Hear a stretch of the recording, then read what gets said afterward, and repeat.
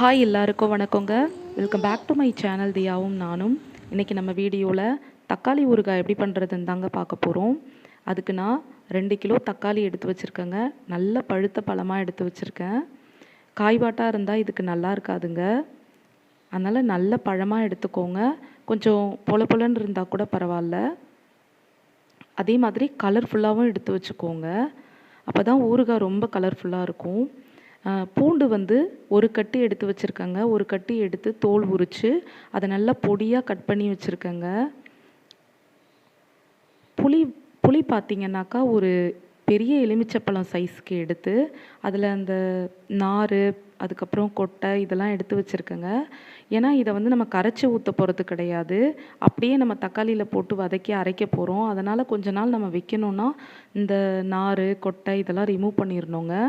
தக்காளியை நல்லா பொடியாக கட் பண்ணி வச்சுருக்கேங்க. இப்போ கொஞ்சம் தக்காளி எடுத்துக்கோங்க. அதில் இந்த புளியை நல்லா போட்டு அந்த தக்காளியிலேயே பிசைஞ்சு விட்டுக்கோங்க. அது கொஞ்சம் ஊறிக்கட்டும். அப்போ புளி வந்து கொஞ்சம் சாஃப்டாகும். அதுக்காக தான் இந்த தக்காளியில் நல்லா கலந்து விட்டுருங்க. அந்த ஈரப்பதத்துக்கு புளி வந்து கொஞ்சம் நல்லா சாஃப்டாகும். புளி தக்காளியில் நல்லா ஊறட்டோங்க. இந்த டைமில் நம்ம ஸ்டவ் பற்ற வச்சு கடாய் வச்சுக்கலாம். இந்த ஸ்பூனில் 1 ஸ்பூன் அளவுக்கு நான் கடுகு போட்டிருக்கேன். 1 ஸ்பூன் அளவுக்கு நான் வெந்தயம் போட்டிருக்கேங்க. ரெண்டுத்தையும் நல்லா நம்ம வறுத்துக்கலாம். கலர் சேஞ்ச் ஆகிற வரைக்கும் வறுத்துக்கலாம். அதே மாதிரி கடுகு பார்த்திங்கனாக்கா நல்லா சலசலன்னு பொரியட்டும். அந்த சத்தம் அடங்குற வரைக்கும் நம்ம வறுத்து எடுத்துக்கலாங்க. அதுக்கப்புறம் இதை நல்லா ஆற விட்டு நல்லா பவுடர் பண்ணி எடுத்துக்கலாம். இப்போ வந்து இது அளவு கம்மியாக இருக்கிறதுனால மிக்சியில் போட்டு நம்மளால் அரைக்க முடியாது. ஸோ இதை கையிலேயே நம்ம அம்மிக்கல்லில் நல்லா பவுடராக்கிக்கலாம். இது வந்து இந்த ஊறுகாய்க்கு நல்ல ஒரு அரோமாவை கொடுக்குங்க. ரொம்ப சூப்பராக இருக்கும். இதை கண்டிப்பாக நம்ம போடணும் ஸ்கிப் பண்ணாமல். அதுக்கப்புறம் ஸ்டவ் பற்ற வச்சு கடாய் வச்சுக்கலாங்க. அதில் நான் நல்லெண்ணெய் 1 டேபிள் ஸ்பூன் ஊற்றிக்கிறேன். இப்போ இதில் இந்த தக்காளி புளி இதெல்லாம் எடுத்து வச்சுருக்கோம்ல அதெல்லாம் நம்ம ஆட் பண்ணிக்கலாங்க. நல்லா ஆட் பண்ணி நல்லா வதக்கி விட்டுக்கிட்டே இருக்கலாம். ஒரு 10லேருந்து 15 நிமிஷம் வரைக்கும் இது நல்லா நம்ம வதக்கலாங்க.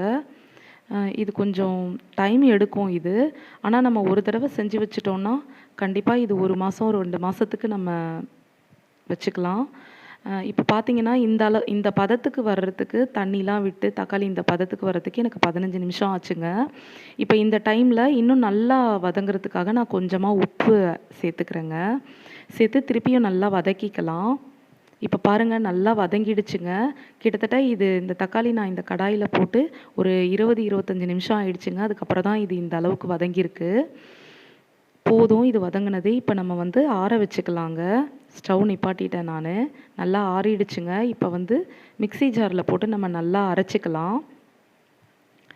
அளவு அதிகமாக இருக்குன்றதுனால நான் வந்துட்டு ஒரு 2 தடவையாக போட்டு அரைச்சிக்கிறேங்க மிக்சியில் போட்டு. உங்ககிட்ட பெரிய மிக்சியில் போட்டு நீங்கள் அரைக்கிறீங்கன்னா ஒரே தடவையில் கூட நீங்கள் அரைச்சிக்கலாங்க. நல்ல பேஸ்ட்டாக அரைச்சிக்கோங்க. அந்த தக்காளியோட தோல்லாம் தெரியக்கூடாது. அந்தளவுக்கு நல்ல பேஸ்ட்டாக அரைச்சிக்கோங்க. அதுக்கப்புறம் திருப்பியும் ஸ்டவ் பற்ற வச்சு கடாய் வச்சுக்கலாம். நல்லெண்ணெய் வந்துட்டு நான் ஒரு 2 டேபிள் ஸ்பூன் அளவுக்கு ஊற்றிக்கிறேங்க. இந்த ஊறுகாய் ஃபுல் அண்ட் ஃபுல் நம்ம வந்துட்டு நல்லெண்ணெயில் தான் செய்யணும். அப்போ தான் ரொம்ப நாளுக்கு வச்சு சாப்பிடவும் முடியும். டேஸ்ட்டும் ரொம்ப நல்லாயிருக்கும். சில பேர் பார்த்திங்கன்னா நல்லெண்ணெய் வந்துட்டு நிறைய ஊற்றுவாங்க இப்போ இந்த ஸ்டேஜில். ஆனால் நான் வந்து இப்போ கொஞ்சம் கம்மியாக ஊற்றிக்கிறேன். இதில் வந்துட்டு பார்த்திங்கனாக்கா ஒரு ஸ்பூன் அளவுக்கு கடுகு போட்டிருக்கேன். ஒரு 1/2 ஸ்பூன் அளவுக்கு சீரகம் போட்டிருக்கேன். அதுக்கப்புறம் நம்ம பொடியாக கட் பண்ணி வச்சுருக்கிற பூண்டையும் நான் இப்போ ஆட் பண்ணிட்டேங்க. அது நல்லா ஃப்ரை ஆனதுக்கப்புறமா அரைச்சி வச்சுருக்க தக்காளி விழுதை இதில் நம்ம ஆட் பண்ணிக்கலாம்.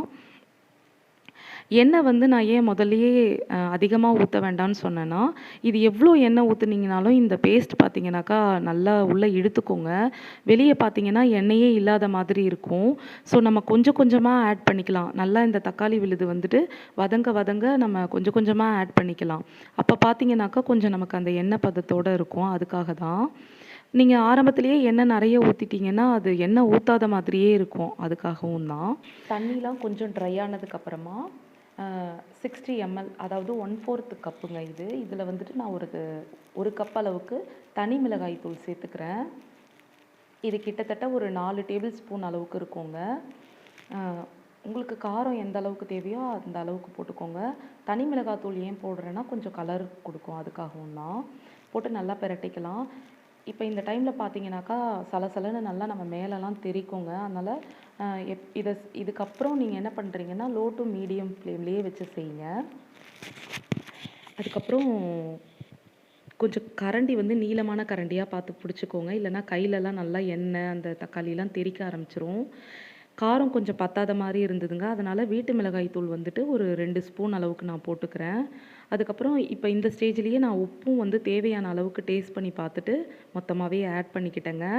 இதுக்கப்புறம் நம்ம வந்துட்டு நல்லா பெரட்டி பெரட்டி விட்டுக்கிட்டே இருக்க வேண்டியதாங்க. இப்போ இந்த தக்காளிலாம் வந்து இந்த சீசனில் ரொம்ப கம்மியாக இருக்குல்லங்க. இந்த டைமில் நம்ம இந்த மாதிரி செஞ்சு வச்சுக்கலாங்க. இப்போ பாருங்கள், எண்ணெய் கொஞ்சம் ஒரு 2 டேபிள் ஸ்பூன் அளவுக்கு ஊற்றியிருக்கேன் நான். ஊற்றி திருப்பி நல்லா பெரட்டிக்கலாங்க. இது வந்து கொஞ்சம் டைம் எடுக்கும். எப்படியும் இதை நான் செஞ்சு முடிக்கிறதுக்கு எனக்கு வந்துட்டு 45 மினிட்ஸ் ஆச்சுங்க. அந்த மாதிரி டைம் எடுக்கும். ஆனால் இதை நீங்கள் ஒரு தடவை செஞ்சு வச்சுட்டிங்கன்னா, ஒரு மாதத்துலேருந்து 1.5 மாதம் வரைக்கும் நீங்கள் நல்லா ஸ்டோர் பண்ணி வச்சுக்கலாம். இட்லி, தோசை இந்த மாதிரி எல்லாத்துக்குமே நம்ம தொட்டு சாப்பிட்டுக்கலாங்க. அதனால் கொஞ்சம் கஷ்டம் பார்க்காம இதை நம்ம ப்ரிப்பேர் பண்ணி வச்சுக்கணும். தக்காளிலாம் இப்போ ரொம்ப சீப்பாக இருக்குங்க. இந்த டைமில் நம்ம மொத்தமாக செஞ்சு வச்சுக்கலாம். இப்போ இது வந்து நான் 2 கிலோ செய்கிறேன். நீங்கள் இப்போ இதை நிறைய செய்கிறீங்க அளவு அப்படின்னா, அதாவது ஒரு 4 கிலோ 5 கிலோ செய்கிறீங்கன்னா, இதில் வந்துட்டு வினிகர் ஊற்றிக்கோங்க. அது இன்னுமே ரொம்ப நாளுக்கு கெடாமல் வச்சுருக்கோங்க. திருப்பியும் இதில் நான் எண்ணெய் ஊற்றிக்கிறேன். பாருங்கள், எவ்வளோ எண்ணெய் ஊற்றினாலும் நம்ம எண்ணெயே ஊற்றலை, வெறுமனே வதக்குறோன்ற மாதிரி இந்த ஊறுகாய் இருக்குங்க. எண்ணெயே தெரியல பாருங்கள். ஊற்ற ஊற்ற அது வந்து உள்ளே நல்லா இழுத்துக்குங்க. அதனால தான் நான் இந்த மாதிரி நான் செய்கிறேன். இந்த மாதிரி எண்ணெய் ஊற்றி நல்லா கிளறிக்கலாங்க. கிட்டத்தட்ட ஓரளவுக்கு ஊறுகாய் ரெடி ஆயிடுச்சு. இப்போ கொஞ்சம் நம்ம ஊற்றின எண்ணெய்லாம் என்ன ஆகுது பாருங்கள். கொஞ்சம் தெரியுதுங்களா? சுற்றி வெளியே வர ஆரம்பிக்குது. இதுதாங்க கரெக்டான பதம். இப்போ கொஞ்ச நேரம் நான் லோ ஃப்ளேமில் மூடி போட்டு வச்சிடுறேன். பாருங்கள், நல்லா தண்ணியெல்லாம் ரொம்ப நல்லா சுண்டிடுச்சு. இந்த ஸ்டேஜில் நம்ம கடுகையும் வெந்தயத்தையும் அரைச்சி வச்சுருந்தோம்லங்க, அதை வந்துட்டு இப்போ நான் ஆட் பண்ணிக்கிறேன். இது பார்த்தீங்கன்னாக்கா 30 ml மெஷர்மெண்ட் கப்புங்க. இதில் வந்துட்டு நம்ம போட்டோம் இல்லையா, 1 டேபிள் ஸ்பூன் கடுகு, 1 டேபிள் ஸ்பூன் வெந்தயம், இது ரெண்டுமே 50 ml 50 ml, இது ரெண்டுமே சேர்த்து அரைச்சி 30 mlக்கு நம்ம ஆட் பண்ணியிருக்கோம். அது நல்ல ஒரு அரோமா, நல்ல வாசமாக இருக்குங்க இந்த ஊறுகாய். அதுக்காகவும் தான் இது நம்ம சேர்க்குறது. அதனால் இதை கண்டிப்பாக ஸ்கிப் பண்ணாமல் சேருங்க. ஊறுகாய் ரெடி ஆகிடுச்சுங்க. எண்ணெய் நம்ம ஊற்றின எண்ணெய்லாம் ஓரளவுக்கு நல்லா திரண்டு வந்திருக்கு பாருங்கள். நல்லா கிளறி விட்டுட்டு இறக்கிட வேண்டியது தான். இப்போ நான் மொத்தமாக செய்யும்போது வினிகர் ஊற்றுங்கன்னு சொன்னல, அது வந்து இந்த ஸ்டேஜில் லைட்டாக ஊற்றி நல்லா பெரட்டிட்டு இறக்கிடுங்க. ஒரு 2லேருந்து 4 மாதம் வரைக்கும் கெடாதுங்க இந்த ஊறுகாய். நீங்கள் வினிகர் ஊற்றுனீங்கன்னா சூப்பராக ரெடி ஆயிடுச்சு பாருங்கள். ரொம்பவே நல்லாயிருக்கும், டேஸ்ட்டாக இருக்குங்க. இது பார்த்தீங்கன்னாக்கா இட்லி, தோசை, சப்பாத்தி, அதுக்கப்புறம் வந்து சாதம், சுடு சாதம், லெமன் ரைஸ், புளி சாதம், தக்காளி சாதம், சாம்பார் சாதம், இப்படி எல்லாத்துக்குமே நல்லாயிருக்குங்க. ரொம்பவே சூப்பராக இருக்கும். கண்டிப்பாக இதை நீங்கள் தக்காளியோட ரேட் கம்மியாக இருக்க இந்த டைமில் இப்படி செஞ்சு பாருங்கள். ரொம்ப செய்யலைனாலும் ஒரு 1/2 கிலோ வாங்கி இப்படி செஞ்சு பாருங்கள். உங்களுக்கு இந்த வீடியோ பிடிச்சிருந்ததுன்னா லைக் பண்ணுங்கள், ஷேர் பண்ணுங்கள். மறக்காமல் நம்ம சேனலுக்கு சப்ஸ்கிரைப் பண்ணுங்கள். நன்றி, வணக்கம்.